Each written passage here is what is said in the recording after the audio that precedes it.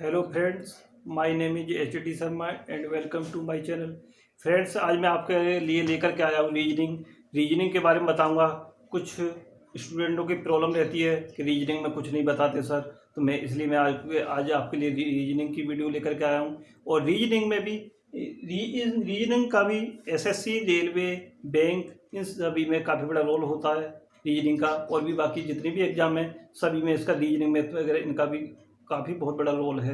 तो इसलिए मैं रीजनिंग की वीडियो लेकर के आया हूँ आपके लिए, जिससे आपको एग्जाम में कोई प्रॉब्लम ना हो और आप एग्जाम में सिलेक्शन आसानी से ले सकें। ठीक है, तो मैं रीजनिंग में आज मैं आपके लिए टॉपिक लेकर के आया हूँ डायरेक्शन टेस्ट। डायरेक्शन टेस्ट का मीन्स है कि दिशा का परीक्षण।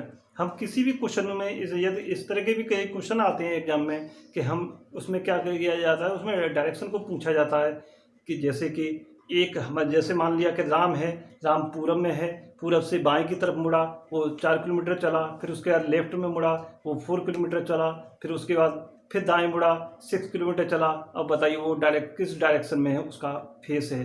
तो इस तरह के काफ़ी क्वेश्चन आते हैं, तो उसी को लेकर के मैं आया हूँ, उसी टॉपिक के लिए। इस टॉपिक को भी चलिए इस टॉपिक को बच्चों सभी स्टूडेंटों के लिए क्लियर कर देते हैं, जिससे उनकी कोई प्रॉब्लम आने वाले एग्जाम में न हो। ठीक है, तो एक बात तो मैं आपके लिए बताना चाह रहा था कि इसको अच्छे से समझने के लिए इस वीडियो को पूरा देखें। ठीक है, तो अच्छा, अब वीडियो को शुरू करते हैं, ध्यान दें। ठीक है, जैसा कि मैंने यहाँ लिख दिया है डायरेक्शन। डायरेक्शन का मीन्स होता है दिशा। डायरेक्शन को हिंदी में क्या कहते हैं? दिशा। और ये मैंने जो लिखा डायरेक्शन टेस्ट का मीन्स है, इसको हिंदी में क्या कहते हैं? दिशा परीक्षण। दिशा परीक्षण का मीन्स ये होता है कि किसी भी दिशा का क्या करना, उसको परीक्षण करना, उसके बारे में बताना, डायरेक्शन के बारे में कि ये किस तरह की डायरेक्शन है, क्या है। ठीक है, जैसा कि डायरेक्शन में क्या है हमारा, ये हम सभी जानते हैं कि डायरेक्शन, मेन डायरेक्शन जो होती है हमारी कितनी होती है? 4 होती है हमारी मेन डायरेक्शन। ठीक है, तो जैसा कि मैंने ये डायग्राम बना दिया है, ये इस तरह के ये बना दिया। कहने का मेरा मीन्स है कि ऊपर की तरफ जो डायरेक्शन होती है वो क्या कहलाती है? वो नॉर्थ होता है हमारा। नॉर्थ को हिंदी में क्या कहते हैं? उत्तर दिशा कहते हैं। और नीचे की जो डायरेक्शन होती है वो क्या है हमारी? साउथ होती है। साउथ को हिंदी में क्या कहते हैं? दक्षिण कहते हैं। और ये इधर की साइड में जो होती है हमारी राइट साइड में, ये क्या है? ईस्ट कहलाता है। ठीक है, और ये इसके अपोजिट साइड में होती है, ईस्ट के अपोजिट साइड में ये क्या हमारी? वेस्ट है। वेस्ट को हिंदी में कहते हैं पश्चिम दिशा, और ईस्ट को हिंदी में क्या कहते हैं? पूरब दिशा। अच्छा, एक चीज और मैं बताना चाह रहा था कि ये नॉर्थ और ईस्ट के बीच में जो डायरेक्शन होती है, कुछ क्वेश्चन इस टाइप के भी आते हैं कि नॉर्थ और ईस्ट के बीच में जो डायरेक्शन होती है उसे क्या बोलते हैं? हम नॉर्थ ईस्ट कहते हैं। ये बिल्कुल मिडिल में होती है, इसे क्या कहते हैं? नॉर्थ ईस्ट कहते हैं। और ईस्ट और साउथ के बीच में जो डायरेक्शन होती है हमारी, उसे क्या बोलते हैं? हम साउथ ईस्ट कहते हैं, जैसा कि मैंने इस बोर्ड पे लिख दिया है आपको समझाने के लिए। ठीक है, अच्छा, इसी तरह से वेस्ट और साउथ के बीच में जो डायरेक्शन होती है हमारी, उसे क्या कहते हैं? हम साउथ और वेस्ट डायरेक्शन कहते हैं। और इसी तरह से ये नॉर्थ और वेस्ट के बीच में जो डायरेक्शन होती है वो क्या कहलाती है? नॉर्थ और वेस्ट कहलाती है। ये सभी बच्चों से मेरा ये कहना है कि इस बात का हमेशा ध्यान रखें कि जो डायरेक्शन होती है, डायरेक्शन के जो एरो होते हैं, जो क्वेश्चन आते हैं उसमें डायरेक्शन को इसी चीज़ का ध्यान रखें कि ऊपर जो डायरेक्शन होती है वो नॉर्थ होती है, और नीचे की तरफ जो होती है वो साउथ होती है। और हम जैसा कि हम इस तरह से देखेंगे तो हमारी जो राइट साइड में वो ईस्ट होगा और इसके अपोजिट साइड में वेस्ट होगा। कभी भी इस तरह की गलती ना करें कि यहाँ वेस्ट लिख दिया या कहीं साउथ लिख दिया, इस तरह से इसको इंटरचेंज न करें, क्योंकि ये लिखित में जो डायरेक्शन होती हैं वो यही लेकर के चलती है। और जब भी हम मैप को लेकर के चलते हैं तो मैप में भी इसी तरह से डायरेक्शन लेकर के चलते हैं। ठीक है, इस चीज़ को अच्छे से समझ लें। अच्छा, नेक्स्ट टॉपिक है हमारा। नेक्स्ट क्या है इसमें? नेक्स्ट हेडलाइन मैंने डाली है concept of left and right. इसका मीन्स ये है कि लेफ्ट और राइट साइड का कॉन्सेप्ट। कॉन्सेप्ट कहते हैं अवधारणा, इसको हिंदी में क्या बोलते हैं? अवधारणा।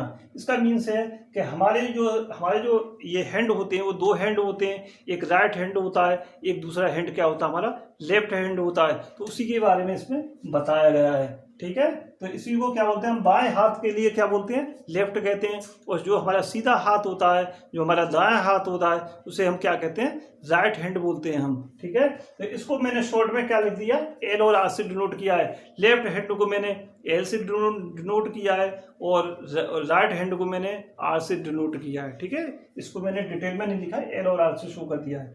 तो इसमें क्या करते हैं, जैसे डायरेक्शन दे रखी है कि नॉर्थ है, ये क्या नीचे साउथ है, और ये क्या ईस्ट है, और ये क्या है, ईस्ट के अपोजिट साइड में वेस्ट है। इसमें क्या करते हैं, इसमें क्या दिखाया गया है, जैसा कि हम इधर से ईस्ट की तरफ जाएंगे, हम ईस्ट की तरफ चलेंगे तो ये जो हमारी जो साइड होगी, ये हमारी जो इधर की ऊपर की तरफ जो साइड है ये लेफ्ट साइड कहलाती है, हमारे लेफ्ट हैंड आएगा हमारा।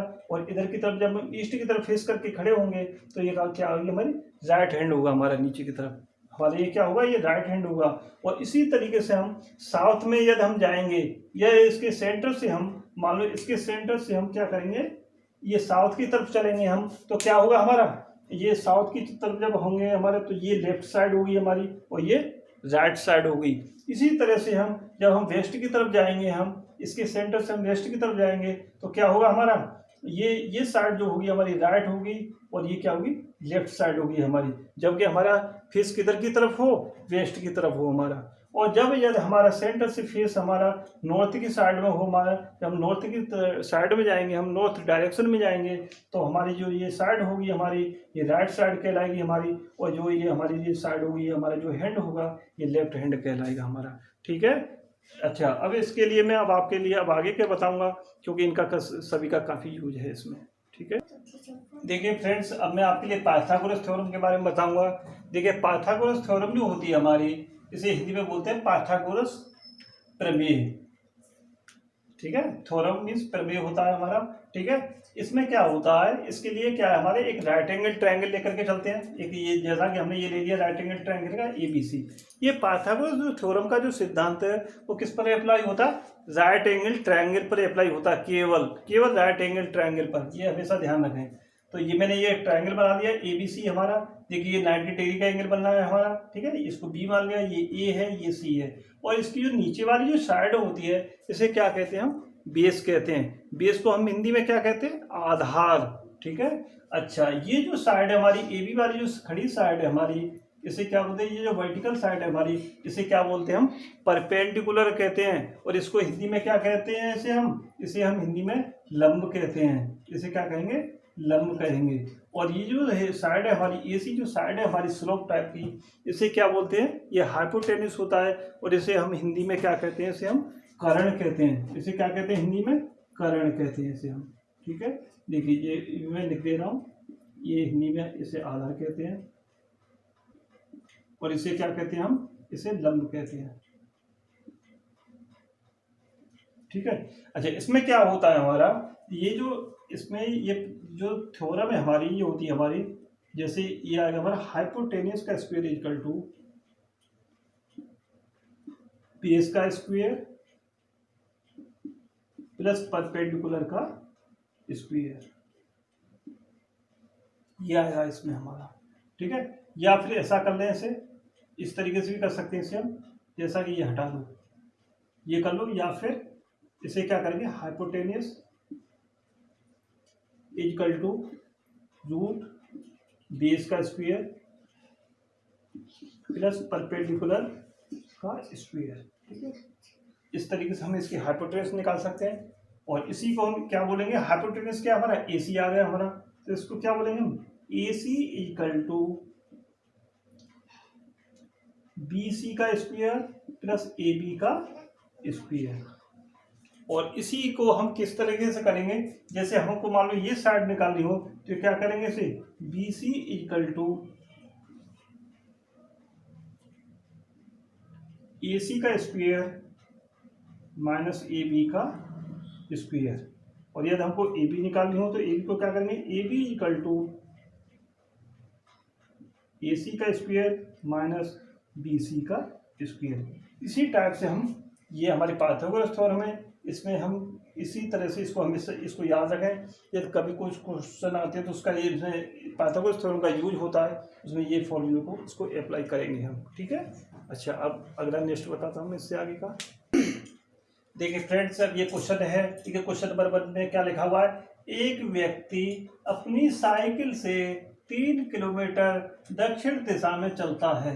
एक व्यक्ति अपनी साइकिल से कहा जाता है 3 किलोमीटर दक्षिण दिशा में जाता है, साउथ की तरफ जाता है, तथा दाहिनी ओर मुड़कर मीन्स, देखिए इस क्वेश्चन को फिर देखिए एक बार रिपीट और करता हूँ। एक व्यक्ति अपनी साइकिल से 3 किलोमीटर दक्षिण दिशा में चलता है, कितना चलता है, साउथ डायरेक्शन में कितना चलता है, 3 किलोमीटर चलता है, तथा दाहिनी ओर मुड़कर 1 किलोमीटर चलता है। उसके बाद वो क्या करता है, दाहिनी ओर मुड़ता है, फिर कितना चलता है, 1 किलोमीटर चलता है, फिर दाहिनी ओर मुड़कर 6 किलोमीटर चलता है, और वो फिर नेक्स्ट राइट साइड में मुड़ता है और फिर 6 किलोमीटर चलता है, तथा अंततः दाहिनी ओर मुड़कर 5 किलोमीटर चलता है। लास्ट में दाहिनी ओर मुड़कर 5 किलोमीटर चलता है।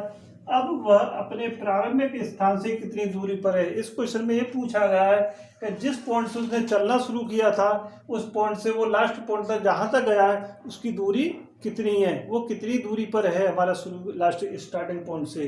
तो इसको कैसे करेंगे, इसको देखिए इसमें क्या करते हैं, हम जानते हैं कि डायरेक्शन कितनी होती है। देखिए ये मेन डायरेक्शन ये होती है, ये एन हो गया, ये ई, और ये क्या आ गया, ये डब्लू, और ये क्या आ गया हमारा, एस आ गया हमारा। ठीक है, देखिए मैं इधर बना देता हूँ जिससे समझने में आसानी रहे। तो ये क्या हमारा, देखिए एक व्यक्ति अपनी साइकिल से 3 किलोमीटर कहाँ जा रहा है, दक्षिण दिशा में जा रहा है। तो ये देखिए ये इस पॉइंट को मान लिया हमने, ये पॉइंट है ये हमारा, यहाँ ये पॉइंट मान लिया हमने। ठीक है, अब इसमें डायरेक्शन साउथ की तरफ, नीचे दक्षिण नीचे की तरफ है। तो यहाँ क्या हुआ, ये कितना किलोमीटर गया, ये हमारा 3 किलोमीटर दक्षिण दिशा की तरफ गया।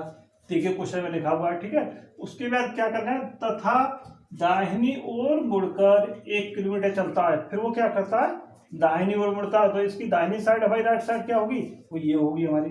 वो इधर मुड़ा, और इधर मुड़ने के बाद वो कितना चला, ये 1 किलोमीटर चला। कितना चलेगा, वो 1 किलोमीटर चलेगा इधर। ठीक है, दाहिनी ओर मुड़ेगा, 1 किलोमीटर चलेगा। अच्छा, उसके बाद क्या दे रखा है, फिर दाहिनी ओर मुड़कर 6 किलोमीटर चलता है। उसके बाद वो यहाँ से फिर दाहिनी ओर मुड़ता है, तो ये दाहिनी ओर यहाँ से ये मुड़ा हमारा, और ये कितनी दूर चला, 6 किलोमीटर चला। कितनी दूर चला यहाँ से, ये 6 किलोमीटर चला हमारा दाहिनी ओर मुड़कर। ठीक है, इसको सीधा कर देते हैं जरा लाइन को। देखिए ये इस तरह से,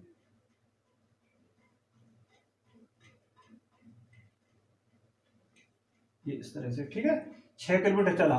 उसके बाद दे रखा है तथा अंततः दाहिनी ओर मुड़कर 5 किलोमीटर चलता। फिर ये कितना, 5 किलोमीटर चलता दाहिनी ओर मुड़कर, तो ये 5 किलोमीटर इस तरह से चलेगा।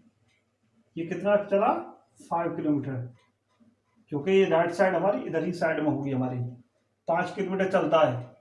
अच्छा, उसके बाद ये पॉइंट कहाँ पर आ गया, ये आ गया हमारा इस पॉइंट पर। ठीक, अब इसमें पूछा गया है कि ये अब वह अपने प्रारंभिक स्थान से कितनी दूरी पर है। तो देखिए इस पॉइंट को क्या माना हमने, स्टार्टिंग वाले पॉइंट को, इसको ए मान लिया। ये पॉइंट क्या है, बी, ये क्या सी, और ये आ गया हमारा डी, और ये क्या आ गया हमारा, ई आ गया ये हमारा। ठीक, ये क्या आ गया, ई आ गया। अच्छा, अब इसमें क्या करेंगे, इस लाइन को सीधा खींच देते हैं, इसको मिलाइए इससे, ये इधर आ गए हमारे। तो ये पॉइंट कौन सा आया, ये पॉइंट आ गया हमारा एफ, और एफ के बाद इस पॉइंट से जब हम इसको मिलाएंगे, इसको डॉट डॉट डॉट करके दिखाइए, तो ये आएगा हमारा, ये आ गया हमारा पॉइंट ऐसे। ठीक, ये आ गया हमारा। अब इसमें पूछा गया कि यहाँ से इस पॉइंट की जो दूरी है वो कितनी दूरी है ये हमारी। तो इसको कैसे निकालेंगे हम, देखिए पहले तो इसकी दूरी निकालिए। ये क्या दूरी है, ए एफ है। ये कितनी दूरी है, ए एफ। तो ए एफ को देखिए,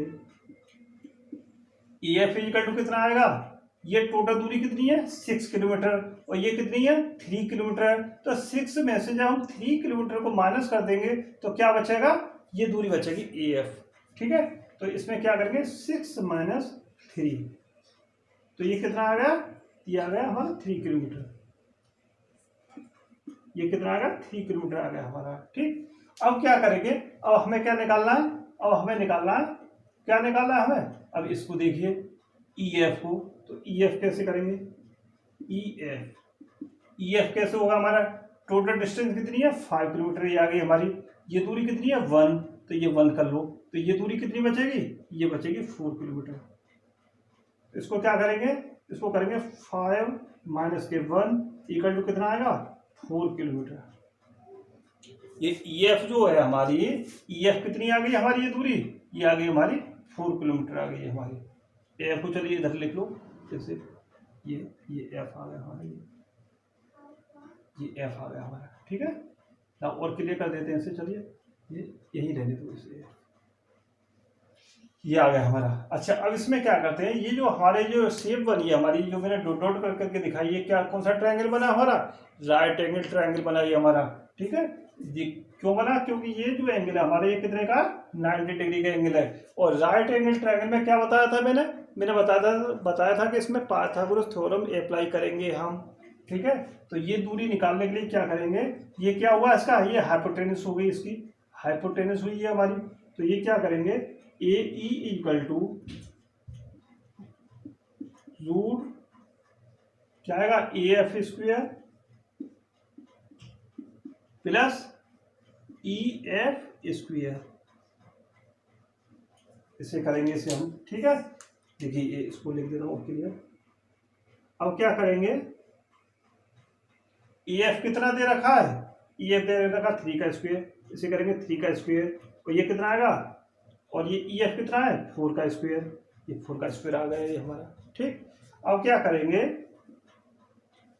3 का स्क्वेयर होता है 9 और 4 का स्क्वेयर होगा 16 इक्वल टू कितना आएगा √25, और ये नेक्स्ट कितनी आ गई हमारी, ये आ गई हमारी 5 किलोमीटर। कहने का मेरा मीन्स ये है कि ये जो दूरी है हमारी स्टार्टिंग पॉइंट से जो लास्ट पॉइंट है हमारा, इसकी जो दूरी है वो कितनी है, 5 किलोमीटर दूरी है वो हमारी। मेरा कहने का मीन्स ये है कि वो स्टार्टिंग पॉइंट से जो लास्ट पॉइंट की जो दूरी है मिनिमम वो कितनी है, 5 किलोमीटर है। यही इसका क्या है, यही इसका आंसर है हमारा। फिर इस तरह का कोई भी क्वेश्चन आता है हमारा इसी टाइप का, तो हम इस तरीके से करेंगे इसे हम। ठीक है, अच्छा अब मैं अगला नेक्स्ट क्वेश्चन नंबर 2 बताता हूँ आपके लिए। ठीक है, next question friends, next question में नेक्स्ट वीडियो में फिर मिलते हैं, उसमें ये सारी चीज़ें बताएंगे अगले इसके साथ आगे के मेथड किस तरह से है क्या है। अच्छा फ्रेंड्स, मुझे उम्मीद है कि मेरा वीडियो आपको अच्छा लगा होगा, और ये मेरा वीडियो आपको अच्छा लगा हो तो इसको लाइक करें, शेयर करें और सब्सक्राइब करें। और हाँ फ्रेंड्स, एक बात और मैं बताना चाह रहा था, यदि मेरे इससे संबंधित और भी आपको ये डिटेल में कुछ जानना हो तो मेरा डिस्क्रिप्शन में मैंने अपना कॉन्टैक्ट नंबर दे रखा है। आप चाहें तो ऑनलाइन और ऑफलाइन क्लास के लिए मेरे से कॉन्टैक्ट कर सकते हैं। Thanks for watching.